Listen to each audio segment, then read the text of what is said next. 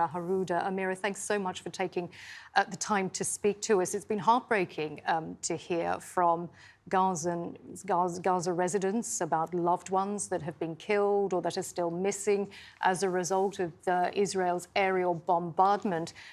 Is this a reality now for so many Palestinians living in Gaza?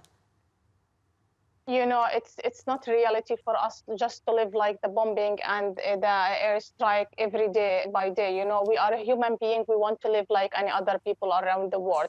But the main problem is that, you know, targeting, civilians all over Gaza Strip started from 3 days ago until today. And it's really getting crazy night after night. Yesterday night, we have more than like 8 houses of civilians, people killed, civilians, people targeted by the Israeli army airstrike. And today they are able to pull out some of these children from under the rubble of their homes. We are talking now about while I'm talking with you, there is like more houses hit and attacked by the Israeli Air Force in different places all over Gaza Strip, especially in the south of Gaza and north of Gaza. We are talking about a real war crime in north of Gaza City. The shelling is continue for more than now 3 hours.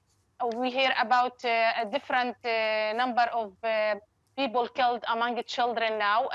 We're waiting for the Ministry of Health to confirm the number of the people whom killed. But we know that including a lot of children and women among these civilians, people whom killed by Israeli force recently in Gaza, like 1 hour ago.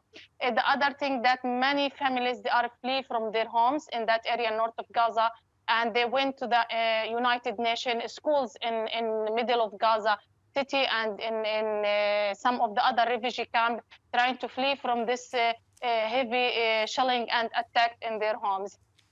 You know, for me as a mother, I can't protect myself at all. Even if I am a journalist working here in Gaza, I don't feel safe. I don't feel that my children, they are safe. So I don't know how exactly I can answer their question when they are asking when this will be finished. You know, your home is not safe. You are living in this house and you don't have like a shelter or a place to hide while the rocket is coming to your head. So it's like every single place in Gaza is not safe. It's not safe, and you cannot continue your life as a normal person living here. So, Ameera, you mentioned your children. What are you telling them about what is happening right now? Oh, it's a very complicated, actually. You know, the oldest one, they start to understand that this is a conflict between us and between the Israeli side, and they are, you know, they lived during the last the last wars. But the youngest one, he's just shouting and scared, crying. And I don't know how I can explain it to him. I keep saying to him that everything will be finished soon. We will be fine. Don't worry. They will not hit us. They will not attack us. But at the same time, when he's watching the TV and, they know that sometimes I have to leave the house, leaving them here inside the house, you know, and they hear the sound of the shelling and the bombing, they get very scared and they are very worried. So he asked me, they are going to bomb you when you will be outside? Will you come back home? And they are afraid to sleep in their room now. They are insist in sleeping in my room. They are feeling that my room is more safe for them more than their room. So it's a very complicated. I don't think that it's only a wounded that it will be healed after this war. You know, like people who get injured. I think many children will suffer from trauma for a long time. And so, how did you celebrate Eid today? We didn't. No, it's like, you know, I just dressed them like clothes and they sit at home. One of my children, he said that, okay, I'm going to go outside only in the front door to see my friends. At the moment he just arrived outside, the attack start, and he gets so scared, he starts shouting in the street and running in the street. And we you know, immediately we went outside to pick him up and to take him back again to the house.